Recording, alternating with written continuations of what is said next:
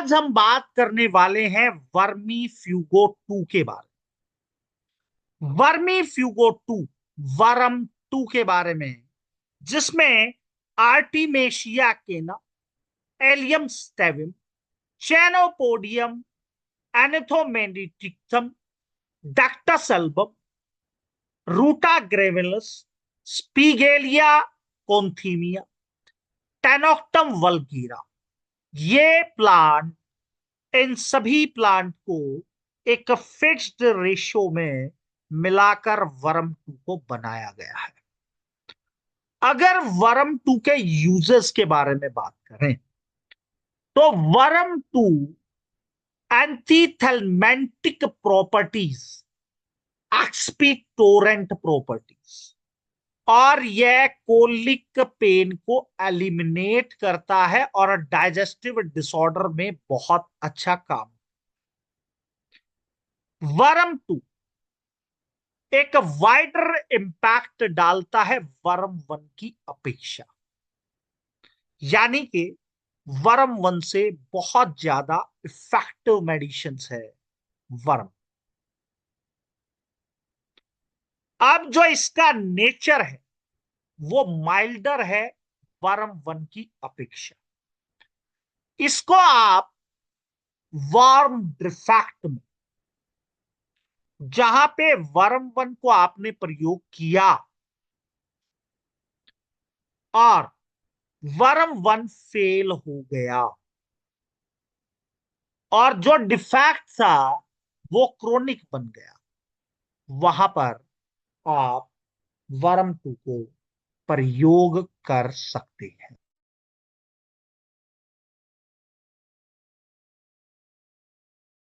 Worm 2 को आप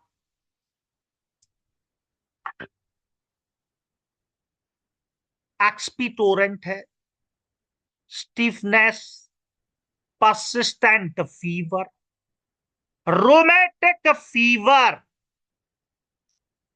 जो वॉर्म के कारण हुई है, और वर्म 2 को आप एक्सटर्नल और इंटरनल दोनों तरीके से प्रयोग कर सकते हैं दोस्तों। अगर हम बात करें इसके फर्स्ट डाइल्यूशन की, तो वर्म 2 को आप parasitic infections, digestive issues, fever, इसकी जो प्रॉपर्टीज हैं, anti parasitic properties, anti microbial properties, digestive issues, fever को रिड्यूस करने का काम करती है और स्किन की कंडीशंस में बहुत अच्छा रिजल्ट। जहां पर इंस्टेंट रिलीफ की बात आए, आप फर्स्ट डाइल्यूशन को या D3 को डायरेक्ट ऑन टंग प्रयोग कर सकते हैं। अगर हम बात करें सेकंड डाइल्यूशन के बारे में, वर्म 2 का सेकंड डाइल्यूशन आप डाइजेस्टिव इश्यूज, ब्लॉटिंग और गैस, रेस्पिरेटरी प्रॉब्लम्स, कफ, विजिंग, रैशेस हो गए, किसी को रीचिंग हो रही है, वार्म 2 का सेकंड डाइल्यूशन आप प्रयोग कर सकते हैं। वहां पर आपको बहुत अच्छे रिजल्ट्स मिलने वाले हैं।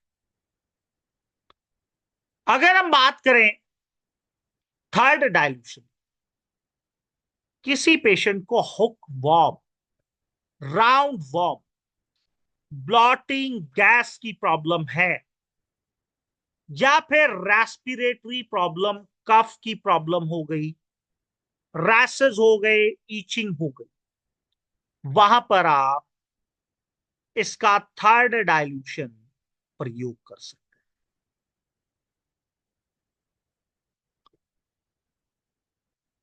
Fifth dilution, severe intestinal parasites, digestive issue, chronic diarrhoea, high fever और सीवियर एक्ने में आप इसका फिफ्थ डाइल्यूशन प्रयोग कर सकते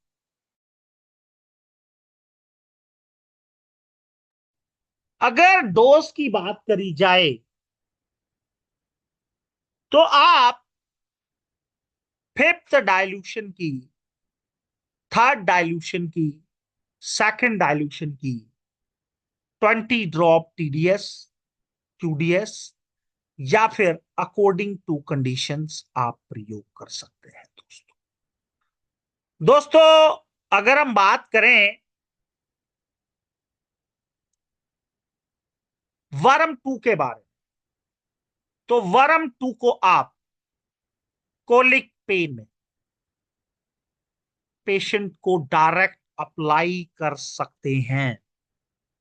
कोलिक पेन में आपके सामने रिजल्ट रहेंगे फ्रेंड्स। हम बात करेंगे अब 13th पोटेंसी। 13th पोटेंसी में अगर किसी पेशेंट को क्रोनिक आर्थराइटिस है, मेंस्ट्रुअल प्रॉब्लम्स है, हैवी ब्लीडिंग हो रही है, क्रोनिक डायरिया है, क्रोनिक कंजक्टिवाइटिस है, एंटी इंफ्लामेशन, क्रोनिक इंफ्लामेशन है, क्योंकि वर्म टू की एंटी इंफ्लामेटरी प्रॉपर्टीज इसे सभी इंफ्लामेटरी डिसऑर्डर्स में बहुत अच्छा काम करता है। अगर हम बात करें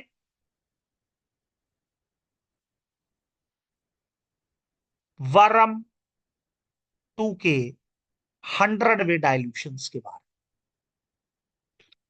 किसी को सीवियर पैरासाइटल इंफेक्शन हो गया, न्यूरोलॉजिकल सिम्टम्स आ रहे हैं, किसी पेशेंट को डाइजेस्टिव इश्यू हो गया, सीवियर ब्लॉटिंग और गैस की प्रॉब्लम है, किसी को क्रोनिक कफ है या सीवियर रैशेस हैं, तो वहां पर आप वर्म टू को प्रयोग कर सकते हैं। अगर 200 पोटेंसी की हम बात करें तो आप इसको इंटेस्टाइनल पैरासाइट, जहां पे डीप सीटेड पैरासाइट्स हैं, क्रोन डिसऑर्डर या अल्सरेटिव कोलाइटिस हो गया, या सीवियर क्रॉनिक फीवर आ रहा है, पी सोराइसिस है, एक्जिमा है या ऑटो इम्यून डिसऑर्डर है, वहां पर आप इसे प्रयोग कर सकते हैं। अगर हम 500 पोटेंसी की बात करें तो वर्म टू की 500 पोटेंसी इंडाइजेशन और नोजिया में आप प्रयोग कर सकते हैं, सीवियर मेंस्ट्रुअल क्रैम्प्स में आप प्रयोग कर सकते हैं, एक्ने रेजोजिया में आप प्रयोग कर सकते हैं, और इंसेक्ट रिप्लेंट में आप प्रयोग कर सकते हैं। लेकिन डोज रहेगी 5 ड्रॉप पर 2 hour TDS, according to condition. हम बात करें डाइल्यूशन बनाने की,